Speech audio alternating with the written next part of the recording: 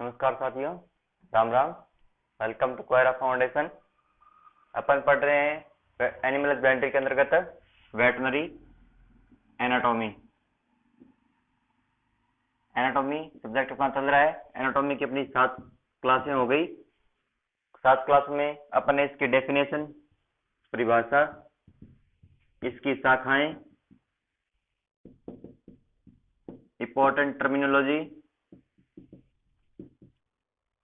Skeleton system और bones आदि पढ़ लिए हैं। स्केलेटन सिस्टम देखा, बोन, टर्मिनोलॉजी। आज इनके कुछ देखते हैं इंपॉर्टेंट प्रश्नोत्तरी। कुछ डाउट थे, कुछ कमेंट आए थे कि सर इनसे क्वेश्चन किस टाइप के बनते हैं। तो इन 7 क्लासों के बाद अपन इंपॉर्टेंट जो प्रश्नोत्तरी थे, किस टाइप से क्वेश्चन बनते हैं वो देखेंगे। अगर आपने अभी तक ये क्लास नहीं लगाई है तो एक बार ये क्लास से पहले जरूर लगाएं। तो 7 क्लास है, क्लासें रेगुलर होंगी और डेली अपनी क्लासें चलती रहेगी। अपन ऐसे पूरा एनाटॉमी को कवर कर लेंगे और भी सब्जेक्ट साथ में लेके चलेंगे। चलिए, इससे पहले कुछ डाउट आए थे वो भी देख लेते हैं। डाउट था कि सर भूपेश का डाउट था कि स्टर्नम है, स्टर्नम का निर्माण आकर अपन अस्थिरूपास्थि की जगह मेसोड्रम से लिखें तो बेस्ट नहीं होगा क्या? जी, मेसोड्रम से तो निर्माण इसका होता ही होता है। मेसोड्रम से इसका निर्माण होता है। मैंने आपको जब पढ़ाया था एंडोस्केलेटन सिस्टम, स्केलेटन सिस्टम, एक बार डायग्राम ध्यान से देखना, माइंड में लाने की कोशिश करो कि जब मैंने लिखा था स्केलेटन सिस्टम, उसके 2 टाइप बताए थे, एंडो, एक्सो। तब मैंने एक्सो के नीचे लिखा था कि एक्सोस्केलेटन सिस्टम का निर्माण किससे होता है? मेसोड्रम से होता है। यानी एंडोस्केलेटन सिस्टम, अंतःकंकाल का निर्माण किससे होता है? मेसोड्रम के द्वारा होता है। और मेसोड्रम एंडोस्केलेटन सिस्टम में के 2 पार्ट थे, कौन कौन से? एक था उपांगीय और एक था अक्षीय। मैंने 2 पार्ट बताए थे आपको, एक था उपांगीय, एक था अक्षीय। यानी एंडो के अंतर्गत ये उपांगीय और अक्षीय आते हैं, और अक्षीय में क्या आता है? अपना स्टर्नम आता है। अक्षीय में मैंने बताया था कौन कौन से आते हैं, स्कल, स्टर्नम हो गई, वर्टिब्रा कॉलम हो गई, आदि आते हैं इसके अंतर्गत। यानी इन सब का निर्माण किससे ही होगा? मेसोड्रम से, चाहे वो उपांगीय हो चाहे वो अक्षीय हो। उपांगीय में अगले पिछले पैर की बोन्स आती हैं। मैंने यहाँ पर लिखा था, तो आपको यहाँ पर ध्यान में रखना कि एंडो का निर्माण मेसोड्रम से होता है, और एंडो की 2 पार्ट उपांगीय और अक्षीय होते हैं, तो इनका निर्माण भी मेसोड्रम से होता है। अतः अपन कह सकते हैं कि मेसोड्रम से इसका निर्माण होता है। मैंने इसकी डेफिनेशन लिखी थी, अस्थि व उपास्थि से मिलकर बना होता है, उपास्थि से मिलकर। ठीक है, शायद इसमें कंफ्यूजन हो गया कि अस्थि उपास्थि से होता है, आप साथ में बोलते मेसोड्रम से होता है। तो इसका निर्माण अस्थि उपास्थि से मिलकर बना होता है। जैसे अपनी ये अंगुली है, इसकी जो flange, first flanges, second, third, ये तीनों मिलकर के किसका निर्माण करती है? एक अंगुली का निर्माण करती हैं। जैसे फर्स्ट, सेकंड, थर्ड फ्लेंजेस होगी, तीनों मिलकर के अंगुली का निर्माण करती हैं। इसी टाइप से जो स्टर्नम है उसको अस्थि उपास्थि मिलकर के बनाती हैं। लेकिन इनका फ्लेंजेस का जो निर्माण है वो किससे होता है? मेसोड्रम से होता है। कॉमन सी बात है, इनके अंदर जो फ्लेंजेस है किसमें आती है? उपांगीय में आती है। इनका निर्माण किससे होता है? मेसोड्रम से होता है। ये तीनों मिलकर के किसका निर्माण करती हैं? एक अंगुली का निर्माण करती हैं, एक जो डिजिट होती है उसका निर्माण करती हैं। इस टाइप से मैंने आपको एक डेफिनेशन बताई थी कि जो स्ट्रक्चर होती है स्टर्नम की, उसका निर्माण कौन करता है? अस्थि और उपास्थि मिलकर के इसका स्ट्रक्चर का निर्माण करती है, पूरी स्ट्रक्चर का। और मेसोड्रम है वो किसका निर्माण करता है? स्टर्नम का निर्माण करता है। स्टर्नम के अंदर बोन वो होती है पूरी लंबी, उसका निर्माण कौन करता है? मेसोड्रम। और स्ट्रक्चर किससे बनती है? अस्थि और उपास्थि से मिलकर बनी होती है। आशा करता हूं भूपेश जी आपको समझ में आया होगा। चलिए, आज की क्लास को स्टार्ट करते हैं। क्लास में क्या था अपना? आज प्रश्नोत्तरी देखनी थी। इससे पहले भी बोलूंगा कि अगर आप क्लासें देखते हो, पूरी क्लासें देखते हो, तो क्लास को आप शेयर भी किया करें भाई, क्योंकि आप अगर शेयर करोगे आपका रिस्पॉन्स बढ़िया आएगा, तो हम भी आगे आपको बढ़िया कंटेंट देने की कोशिश करेंगे और हमारा भी कॉन्फिडेंस लेवल बढ़ेगा। हम भी आपको जैसे 2, 3, 4 क्लासें प्रोवाइड करवाएंगे। ठीक है, तो आप क्लासों को शेयर जरूर करें। अगर एक बंदा भी 4-5 को शेयर करेगा तो भी अपने साथ काफी सारे बंदे जुड़ जाएंगे, और हमारा जो कॉन्फिडेंस होगा वो भी बढ़ेगा, और अपन भी क्लासें 2, 3, 4 ऐसे एक दिन में स्टार्ट कर लेंगे। चलिए देखते हैं अपनी प्रश्नोत्तरी। पहला क्वेश्चन आपके सामने है, क्या है, निम्नलिखित में एनाटॉमी की कौन सी शाखा में सूक्ष्मदर्शी का उपयोग किया जाता है? यानी एनाटॉमी की कौन सी शाखा होती है जिसमें सूक्ष्मदर्शी का उपयोग किया जाता है? कौन सी शाखा? पहला ऑप्शन मैक्रोस्कोपिक एनाटॉमी, दूसरा ऑप्शन ग्रॉस एनाटॉमी, तीसरा माइक्रोस्कोपिक एनाटॉमी, चौथा ऑल ऑफ दीज। किस में किया जाता है सूक्ष्मदर्शी का उपयोग? मैक्रोस्कोपिक एनाटॉमी और ग्रॉस एनाटॉमी क्या होती है? दोनों एक के ही नाम है। कौन से? मैक्रो और ग्रॉस। हिंदी में इसको क्या बोलते हैं अपन? स्थूल शरीर रचना विज्ञान। ठीक है, मैक्रो ग्रॉस को। और जो माइक्रो होता है माइक्रोस्कोपिक एनाटॉमी, इसको हिंदी में क्या बोलते हैं अपन? सूक्ष्म शरीर रचना विज्ञान इसको कहा जाता है। हिंदी में नाम आपको ध्यान में होने चाहिए। मैक्रो ग्रॉस किसको कहा जाता है? सूक्ष्म के ही, स्थूल के दोनों ही क्या आते हैं? नाम होते हैं। और माइक्रोस्कोपिक यानी सूक्ष्म शरीर रचना विज्ञान। माइक्रोस्कोपिक मैंने आपको बताया था, स्पेलिंग में दिख रहा है माइक्रोस्कोपिक, यानी माइक्रोस्कोप का यूज किया जाता है। ठीक है, कौन सी एनाटॉमी होगी?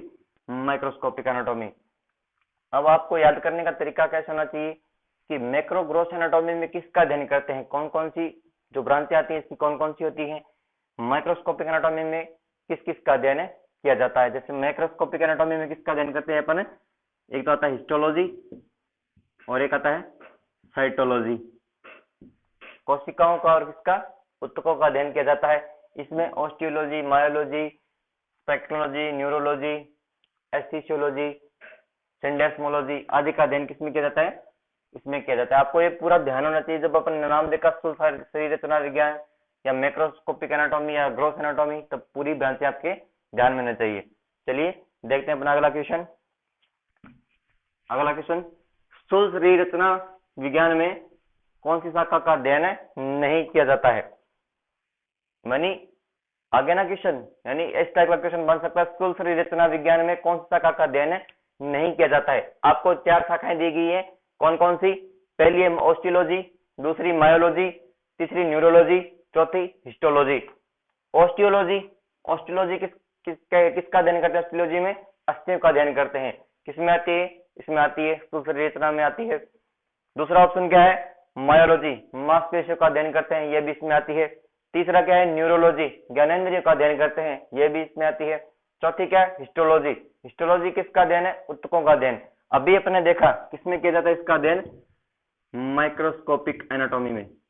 किसमें? माइक्रोस्कोपिक में मैंने अभी बताया हिस्टोलॉजी और साइटोलॉजी, इनका अध्ययन किया जाता है। हिस्टोलॉजी क्या होता है? ऊतकों का अध्ययन। साइटोलॉजी क्या होता है? कोशिकाओं का अध्ययन। यानी इसका आंसर क्या होगा? 4 number option histology. Next question, निम्न में कौन सा काट जो शरीर को 2 समान भागों में बांट देता है? कौन सा काट है जो शरीर को 2 समान भागों में काट देता है? ये क्वेश्चन अपना पूरा पढ़े। काट होते हैं वो 2 भाग में तो बांटे ही बांटेंगे, ये तो कन्फर्म, ये काट लगा तो 2 भाग तो बने ही बनेंगे, लेकिन 2 समान भागों में काट देता है। ऑप्शन क्या क्या है इसके? Sagittal plan, longitudinal plan, transverse plan और हॉरिजॉन्टल प्लान। ठीक है, आपको चारों प्लान, जो तीनों प्लान है वो आपको ध्यान में रखना चाहिए। क्या होता है? सेजाइटल, लॉन्गिट्यूडिनल और ट्रांसवर्स प्लान। सेजाइटल प्लान में क्या था? डोर्सल और वेंट्रल में बॉडी बंट रही थी, डोर्सल और वेंट्रल में। लॉन्गिट्यूडिनल में क्या था? लॉन्गिट्यूडिनल में मैंने बताया था आपको 2 समान भाग हो रहे थे। 2 समान भाग किस भाग में? लेटरल और लेटरल में बंट रही थी, यानी पार्श्व सतह। यानी इस टाइप से यहां से अगर अपन काट लगाते हैं तो इस साइड की और इस साइड की दोनों बॉडी समान भागों में बंट रही थी। ठीक है, यानी लॉन्गिट्यूडिनल में 2 समान भाग बंट रहे हैं। एक था अपना ट्रांसवर्स प्लान। ट्रांसवर्स प्लान में क्या था?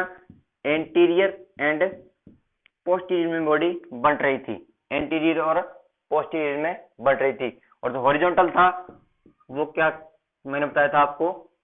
सेजाइटल के समान ही होता है। सेजाइटल और हॉरिजॉन्टल एक ही प्रकार के होते हैं, यानी नाम दे रखा है इन्होंने। यानी लॉन्गिट्यूडिनल में क्या पढ़ा आपने? 2 समान भागों में बढ़ जाती है।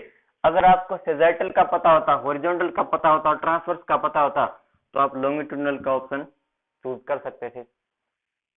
ठीक है, यानी लॉन्गिट्यूडिनल आप ऑटोमेटिकली ऑप्शन चूज कर सकते हैं, आपका क्वेश्चन एकदम सही हो सकता था।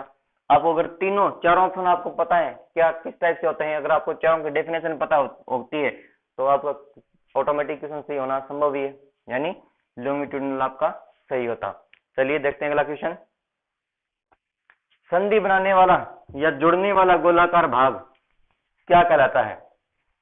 संधि बनाने वाला या जुड़ने वाला गोलाकार भाग क्या कहलाता है? मैंने आपको ये बताया था जब अपने इंपॉर्टेंट टर्मिनोलॉजी पढ़ी थी, टर्मिनोलॉजी में से क्वेश्चन बनाया ये, यानी जुड़ने वाला गोलाकार भाग कौन सा होता है? Option a process, tuberosity, epicondyle या कोंडाइल। प्रोसेस क्या होता है? बड़ा उभरा हुआ प्रवर्ध, ये मैंने आपको बताया था। बड़ा उभरा हुआ प्रवर्ध क्या होता है? प्रोसेस होता है, यानी एक बड़ा लंबा होता है और खुरदरा भी होता है, क्या होगा है? प्रोसेस होता है। दूसरा ऑप्शन ट्यूबरोसिटी, ट्यूबरोसिटी क्या होती है? बड़ा गोलाकार उभार होता है, ठीक है, लेकिन जुड़ने वाला नहीं होता, जुड़ने वाला नहीं होता। कौन? ट्यूबरोसिटी जुड़ती नहीं है, ना ही प्रोसेस है जुड़ता है। बड़ा गोलाकार जो भाग है जुड़ने वाला भाग इसने पूछा है। तीसरा ऑप्शन है एपिकोंडाइल और कोंडाइल। एपिकोंडाइल क्या था? कोंडाइल के पास, कोंडाइल के पास क्या है? न जुड़ने वाला भाग, न जुड़ने वाला भाग क्या कहलाता है? एपिकोंडाइल। बचा क्या? कोंडाइल। कोंडाइल की डेफिनेशन क्या होती है? जुड़ने वाला गोलाकार भाग क्या कहलाता है? अपना कोंडाइल कहलाता है। यानी मैंने आपको एक क्वेश्चन बताया, एक क्वेश्चन दिया, जुड़ने वाला गोलाकार भाग क्या कहलाता है?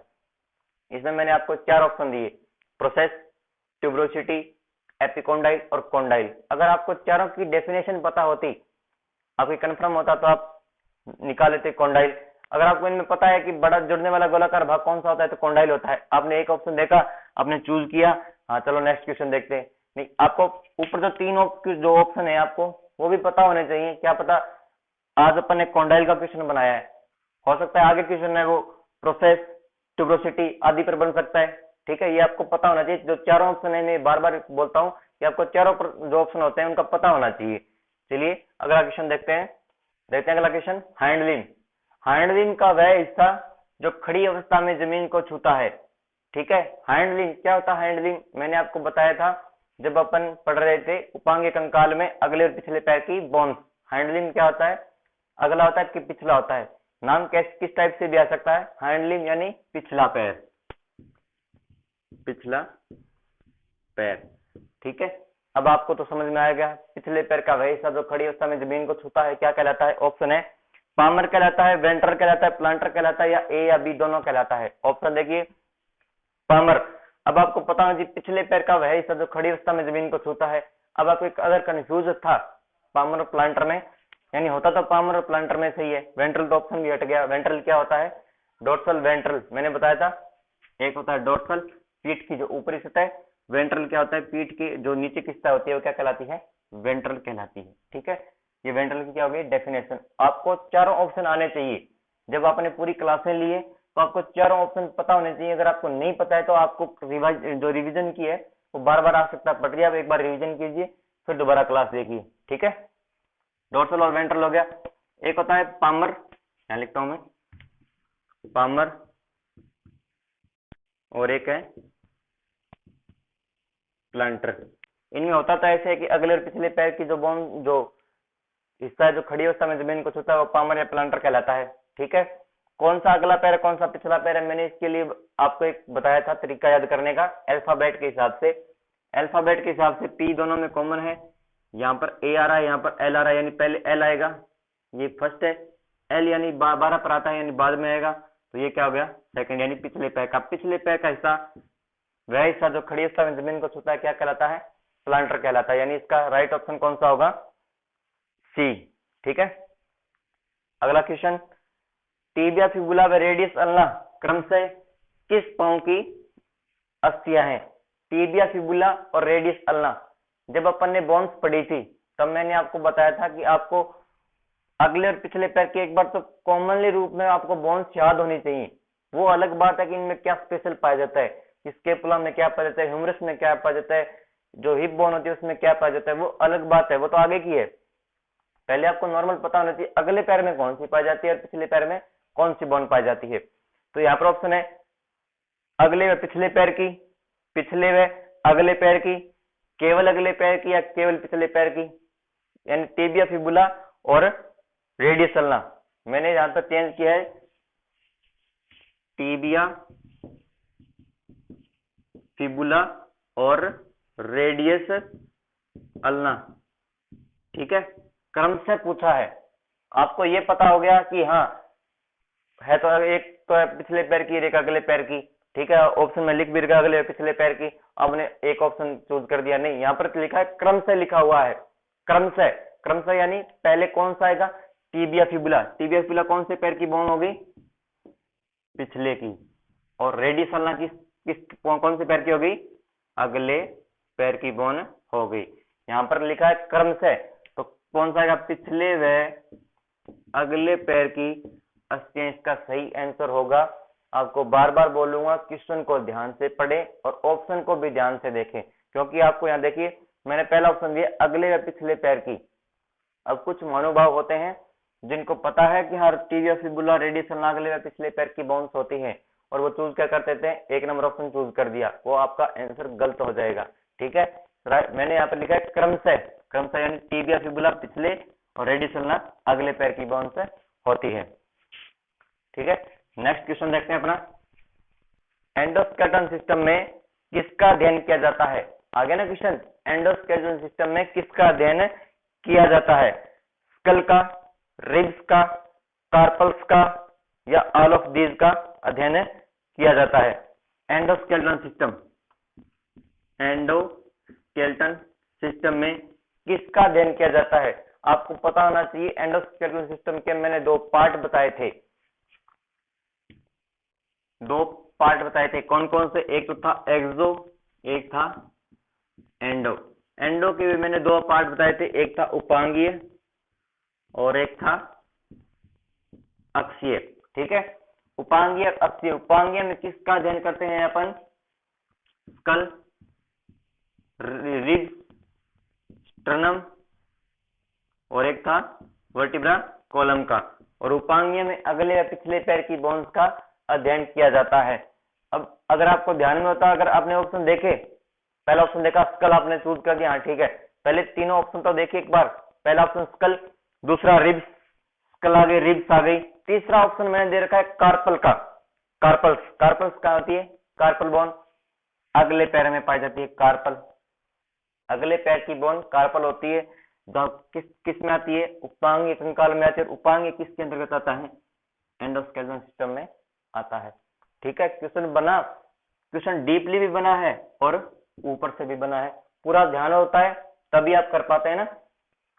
एक बार बंदा कंफ्यूज भी हो सकता है इस क्वेश्चन में, मैंने यहाँ पर पूरी सोच समझ से दिया। उपांगीय कंकाल है, उसमें अगले व पिछले पैर की बोन आती है, अपने को पता है, अगला और पिछला पैर आता है। अगले पैर में कौन कौन सी आती है, scapula, humerus, radius ulna, carpal, metacarpal. ठीक है, किसमें आ गई, अगले पैर में। पिछले पैर में टार्सल और मेटाटार्सल आती हैं, कार्पल यहाँ पर आती है ना, कार्पल्स। तो आगे स्कल, रिब्स, कार्पल, तीनों ऑप्शन आपको दे रखे हैं। राइट आंसर क्या होगा, ऑल ऑफ दीज, यानी उपरोक्त सभी इसका आंसर होगा। तभी बोलता हूं क्लास को पढ़ें, पूरे ध्यान से पढ़ा करो क्लास को, और रिवाइज जरूर करा करो क्लास को। ठीक है, अगला क्वेश्चन, हड्डी के दोनों सिरों पर कौन सा भाग पाया जाता है जिसमें मैरो कैविटी अनुपस्थित होती है। हड्डी पर कौन सा भाग, जो दोनों सिरे होते हैं, एक्सट्रीमिटीज होती है, उसमें कौन सा भाग पाया जाता है जिसमें मैरो कैविटी नहीं पाई जाती। अपन ने बोन पढ़ी थी, मैंने इस टाइप से एक डायग्राम बना के नॉर्मल सा आपको बताया था। ठीक है, मैंने बोला था जो बोन होती है इसके तीन भाग होते हैं, ये भाग, एक ये भाग और ये भाग। ठीक है, जो दोनों सिरे हैं उन पर कौन सा पाया जाता है, ये और ये तो भाग होता है डायफाइसिस, डायफाइसिस। और ये कौन सा होता है, एपिफाइसिस, यहाँ लिखता हूं एपिफाइसिस। और ये भी कौन सा होता है,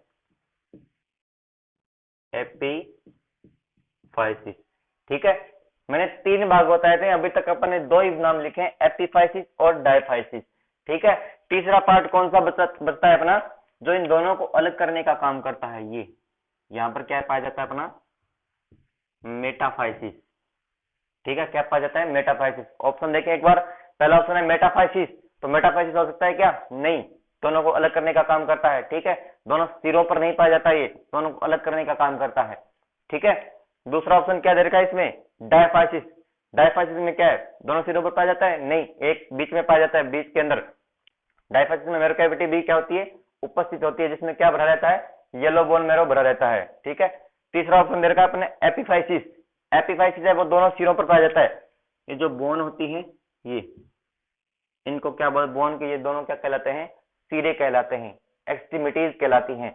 इन दोनों के ऊपर क्या पाया जाता है अपना एपिफाइसिस पाया जाता है, जिसमें क्या है मैरो कैविटी अनुपस्थित होती है। ठीक है, अगला क्वेश्चन, निम्न में अस्थियों का कार्य क्या है। अस्थियों का क्या कार्य होता है अभी, ऑप्शन एक शरीर की आकृति बनाना, गति में सहायक होती हैं, कैल्शियम फास्फोरस आदि को उपलब्ध करवाती हैं, या उपरोक्त सभी। कौन सा आंसर होगा इसका। अस्थियों का जो काम है वो शरीर की आकृति भी बनाती है। अपन ने जब बोन्स पढ़ा था तब मैंने आपको बताया था अस्थियों के कार्य, शरीर की आकृति बनाना, ढांचा निर्माण करना, वाइटल ऑर्गन की सुरक्षा करना। ठीक है, वाइटल ऑर्गन कौन कौन से होते हैं, वाइटल ऑर्गन की सुरक्षा करती है, जैसे हार्ट हो गया, लंग्स, किडनी, ठीक है, स्प्लीन आदि वाइटल ऑर्गन होते हैं, इनकी क्या करती है, सुरक्षा करती है।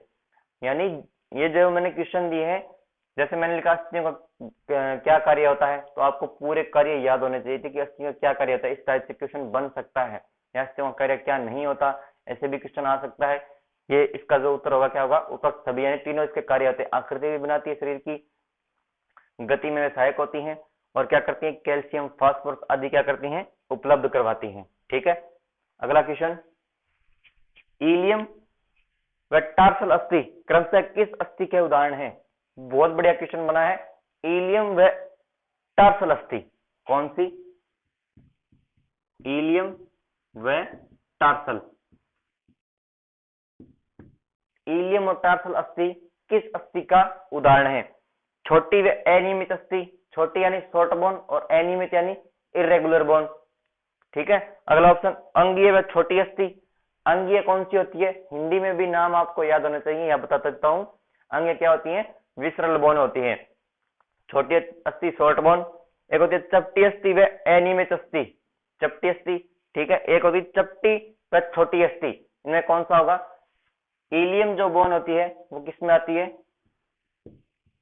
चपटी अस्थि में आती है, और जो टार्सल होती है वो किस में आती है, शॉर्ट बोन में आती है।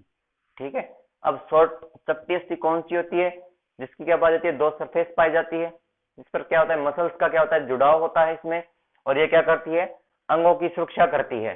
ठीक है, क्या कहलाती है, इलियम। इसके कौन कौन से उदाहरण देखे थे अपन ने, एक था स्केपुला, स्केपुला, इलियम, इस्चियम और प्यूबिस, और स्कल भी इसमें आ जाती है, स्कल।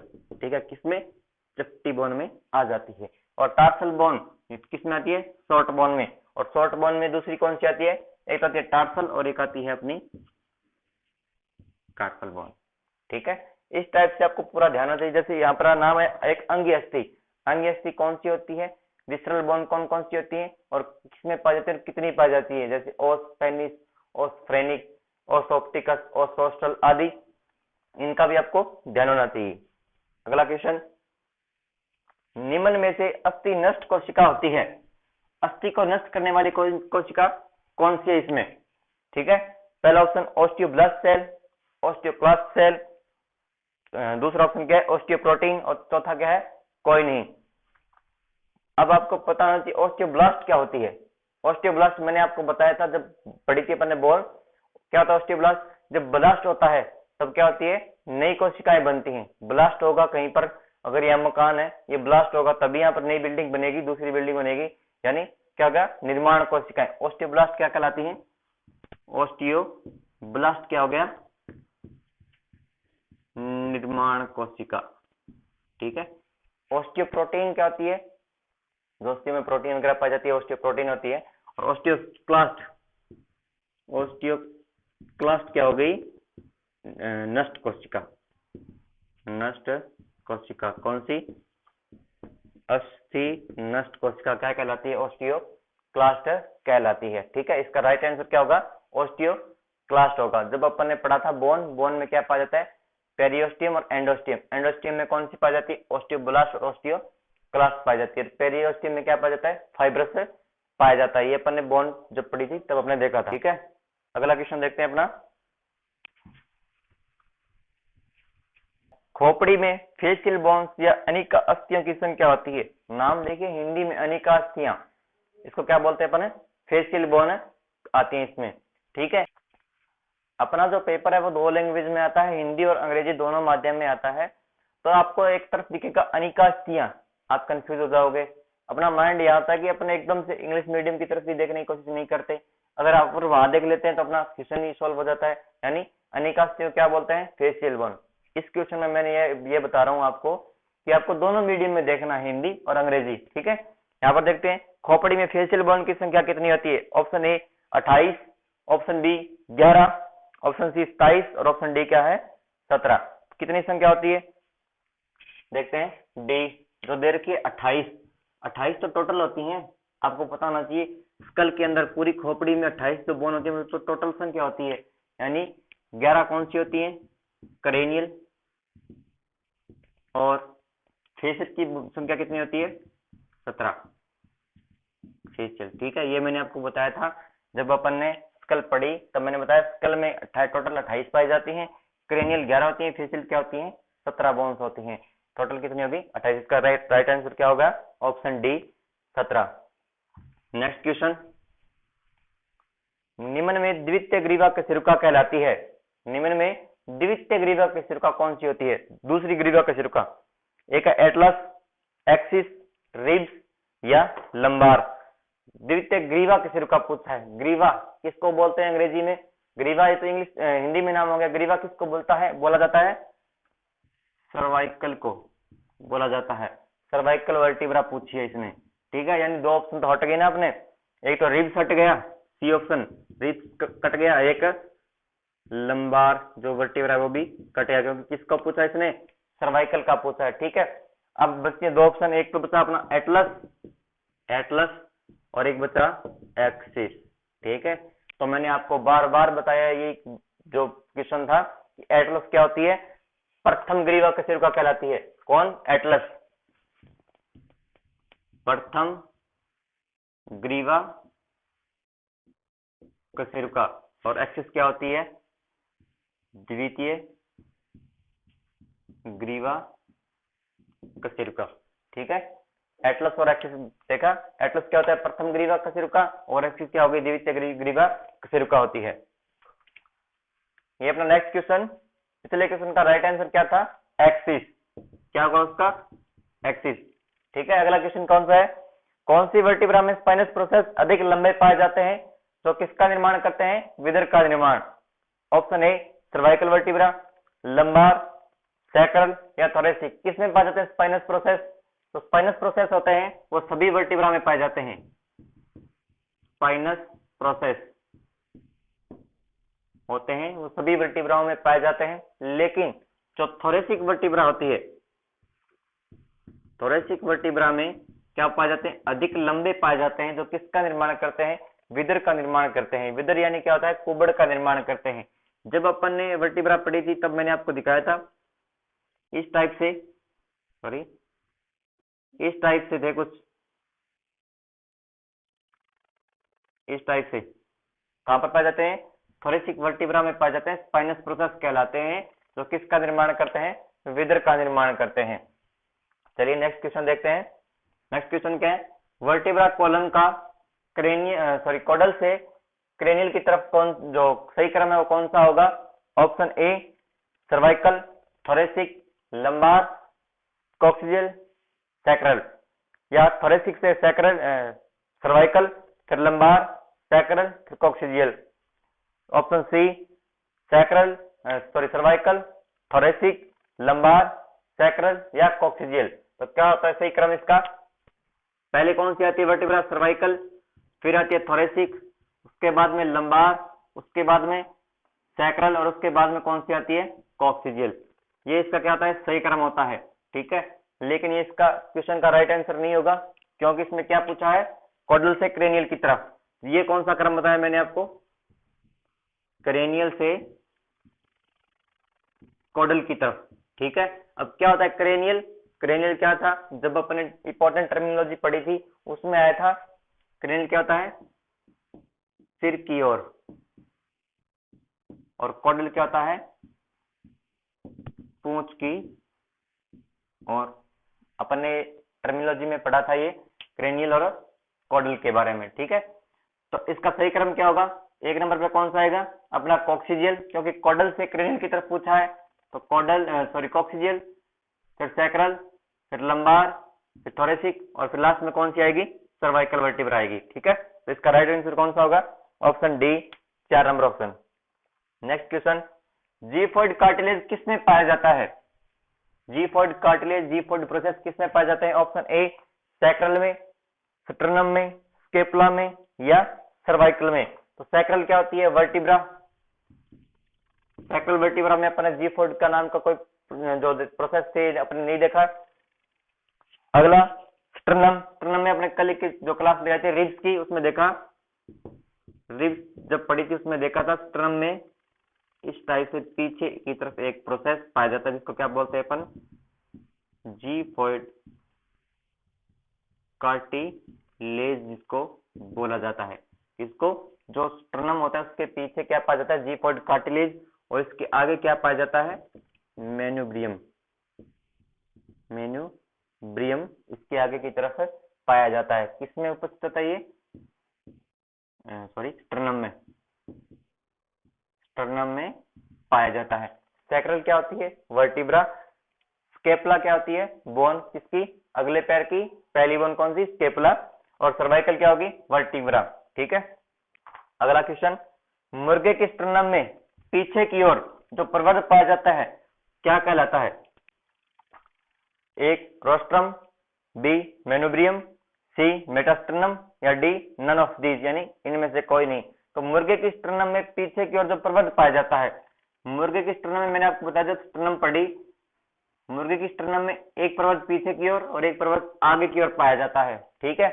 जो आगे की ओर प्रवर्ध पाया जाता है उसको क्या बोलते हैं अपन, रोस्ट्रम बोला जाता है, और जो पीछे की ओर जो प्रवर्ध पाया जाता है उसको क्या बोलते हैं अपन, क्या, मेटास्टर्नम बोला जाता है, ठीक है। आगे की ओर जो प्रवर्ध पाया जाता है उसको रोस्ट्रम, और जो पीछे की ओर जो प्रवर्ध पाया जाता है उसको क्या बोलते हैं अपन, मेटास्टर्नम में कहा जाता है। किसमें, मुर्गे में। मेन्यूब्रियम किसमें होता है, जो और कैटल वगैरह रहेगी उनमें जो स्टर्नम होता है उसके आगे का भाग क्या कहलाता है, मेन्यूब्रियम कहलाता है। नेक्स्ट क्वेश्चन देखते हैं, कुत्ते में व बकरी में क्रमशः कितनी पसलियां पाई जाती हैं, कुत्ते और बकरी के अंदर पसलियां पूछी है, कुत्ते और बकरी में, यानी डॉग एंड कैट में, ठीक है। तो जब अपन ने रिब्स पढ़ी थी, ठीक है, तब अपन ने देखा था कि किसमें कितनी पाई जाती है, तो आपको पूरी टेबल ध्यान आनी चाहिए थी रिब्स की, कितनी रिब्स किसमें पाई जाती हैं। एक इसमें डाउट भी आया था कि सर कैमल में जो डाउट था कि कैमल में जो थोरेसिक वर्टिब्रा होती है वो पाई जाती है 12, जबकि रिब्स पाई जाती है कितनी, 13। क्वेश्चन भी बढ़िया था उनका, रिब्स 13 पाई जाती है, 13 जोड़ी पाई जाती हैं, और जो थोरेसिक जो वर्टिब्रा होती है वो कितनी पाई जाती है संख्या में, 12। और एनिमल में क्या होता है, जितनी थोरेसिक वर्टिब्रा पाई जाती है उतनी क्या पाई जाती है, रिब्स पाई जाती हैं, ठीक है। तो कैमल में जो एक वर्टिब्रा होती है वो लंबार से जुड़ी रहती है, जिसको गोरिल्ला कार्टिलेज भी कहा जाता है, वो आगे डीप की बात है, लेकिन अपन पढ़ते हैं जो टीएच होती है वो 12 और रिब्स कितनी पाई जाती है, इसमें 13 पाई जाती है। चलिए बात करते हैं डॉग और कैट की। तो डॉग में कितनी पाई जाती है रिब्स, ऑप्शन ए 12 व 13 जोड़ी। क्या डॉग में 12 जोड़ी रिब्स पाई जाती है और कैट में 13 जोड़ी, या 24 व 26, या 12-12 जोड़ी, या 26-26। यानी डॉग में कितनी पाई जाती है, 13 जोड़ी, और कैट में भी कितनी पाई जाती है, 13 जोड़ी रिब्स पाई जाती हैं। सॉरी कैट नहीं, अपने यहाँ पर वो गोट, गोट में कितनी पाई जाती है, 13 जोड़ी पाई जाती है। 13 जोड़ी यानी संख्या में कितनी होगी ये, 26 और 26। अपने ऑप्शन में दोनों जगह कहीं पर 13 जोड़ी नहीं दे रखा, 13 जोड़ी नहीं है। अपन ने डी ऑप्शन में क्या है, 26 यानी संख्या कितनी कितनी होगी इनकी, 26 संख्या होती है। किसकी, रिब्स की। किसमें, डॉग और गोट में। ठीक है, तो राइट आंसर क्या होगा इसका, ऑप्शन डी 26। अगला क्वेश्चन देखते हैं। खोपड़ी की अस्थियां एक दूसरे से किसके माध्यम से जुड़ी रहती हैं। खोपड़ी की जो अस्थियां होती हैं वो एक दूसरे से किसके माध्यम से जुड़ी रहती हैं।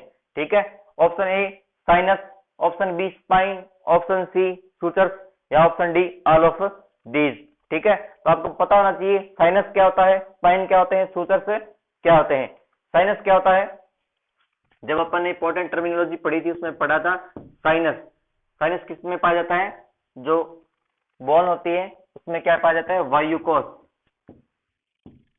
वायुकोश पाया जाता है जिसमें क्या होती है, वायु या द्रव भरा रहता है, उसको क्या बोलते हैं, साइनस बोलते हैं। अतः इसका ये आंसर तो नहीं हो सकता कि जो खोपड़ी की अस्थियों में साइनस पाया जाता है, नहीं, साइनस नहीं पाया जाता खोपड़ी की अस्थियों में। ठीक है, दूसरा ऑप्शन क्या है अपना, स्पाइन। स्पाइन क्या होते हैं, नुकीला उभार। स्पाइन किसको कहा जाता है अपना, नुकीला उभार कहलाता है स्पाइन। और एक है सूचर्स। सूचर्स अपने देखा था कि खोपड़ी की जो अस्थियां होती हैं उनमें क्रोध की भांति जॉइंट पाए जाते हैं, जुड़ी होती हैं, क्रोध की भांति स्ट्रक्चर से जुड़ी रहती हैं एक दूसरे से, उनको क्या बोलते हैं अपन, सूचर्स बोलते हैं। क्या, सूचर्स बोला जाता है, यानी क्रोध की भांति